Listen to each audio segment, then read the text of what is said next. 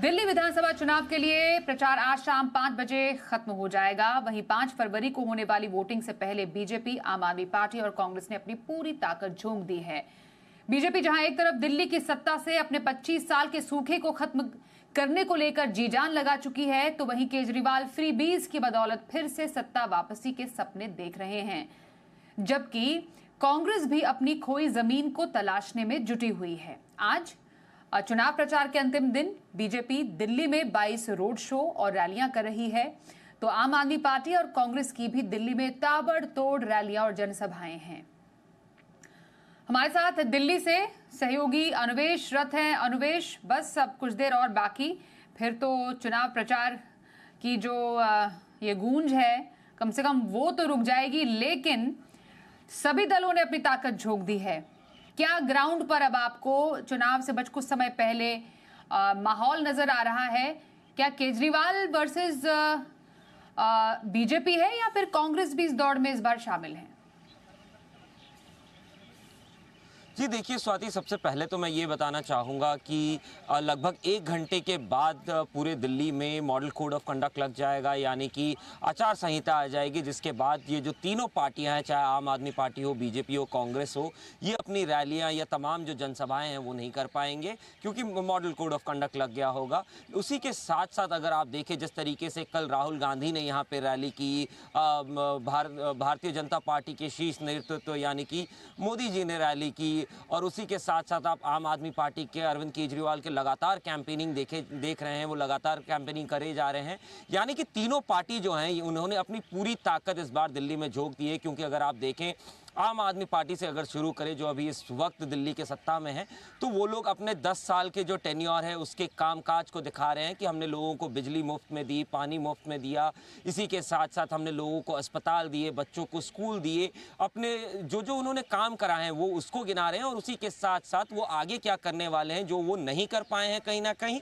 और आगे क्या करना चाहते हैं उसको ऊपर वो अपने वोटर्स को लुभाना चाह रहे हैं। और इसी के साथ साथ अगर आप देखें जिस तरीके से फ्रीबीज इस पूरे कैंपेन के दौरान आम आदमी पार्टी ने अनाउंस किया, चाहे वो 2100 रुपए महिलाओं को देने की बात हो, 60 साल से अधिक बुजुर्गों को इलाज मुफ्त में कराने जाने की बात हो, या फिर बुजुर्गों को तीर्थ यात्रा पे लेके जाने की बात हो, अलग अलग फ्रीबीज यहाँ पे देने की बात की गई है। वहीं पे अगर आप बीजेपी और कांग्रेस की भी बात करें, बीजेपी ने अपने शीर्ष नेतृत्व से शुरू करके अपनी पूरी जो ताकत है वो इस बार दिल्ली विधानसभा चुनाव में यहाँ पे झोंक दी थी। उसी में अगर आप देखें तो दिल्ली के जो मॉडल है, दिल्ली का जो गवर्नेंस का मॉडल, वो एक एंटिसिपेट कर रहे हैं, क्योंकि लगभग 25 साल हो गए हैं यहाँ पे दिल्ली में बीजेपी की सरकार नहीं आई है, तो वो वापसी करना भी चाहते हैं, और इसी की वजह से उन्होंने कहीं ना कहीं पूरी ताकत झोंकी। उसी के साथ साथ अगर आप देखें तो जो फ्रीबीज की बात कहीं ना कहीं बीजेपी एक तरीके से अपोज करती थी, वो यहाँ पे उन्होंने दिखाया है कि जो केजरीवाल के फ्रीबीज ऑलरेडी चल रहे थे उसको बंद नहीं किया जाएगा, बल्कि एडिशनल जो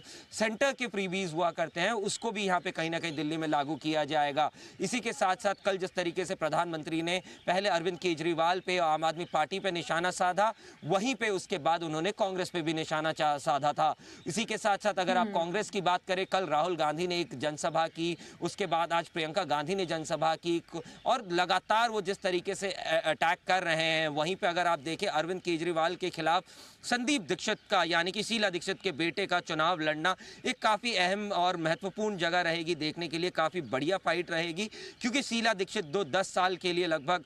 दिल्ली के मुख्यमंत्री की तरह मुख्यमंत्री बनी हुई थी। वहीं पे अरविंद केजरीवाल लगभग 9 साल के आसपास, 9 साल से थोड़ा अधिक दिल्ली के मुख्यमंत्री रहे, और आखिरी में हमने देखा कि जिस तरीके से उन्होंने मुख्यमंत्री का चेहरा बदला जेल से आने के बाद, तो कहीं ना कहीं अगर आप देखें तो तीनों पार्टियां जो है वो एक तरीके से पूरी दमखम के साथ दिल्ली में चुनाव लड़ने जा रही है। 5 तारीख को वोटिंग है, वहीं पे 8 तारीख को इलेक्शन है। हालांकि ये तो बताना मुश्किल हो जाएगा कि 8 तारीख को कौन यहाँ पे विजयी होकर निकलता है, लेकिन कहीं ना कहीं अगर आप देखें जो फ्रीबीज का मुद्दा था वो यहाँ पे तीनों पार्टी का लगभग एक तरीके से सिमिलर आता हुआ दिख रहा है। कोई 2100 रुपए दे रहा है, तो कोई 2500 रुपए दे रहा है, महिला को, बुजुर्गों को, सब बिल्कुल वाकई अनुवेश, तो मैदान तैयार है, हर किसी को कुछ ना कुछ देने का वादा इस बार किया गया है। आम आदमी पार्टी के लिए क्या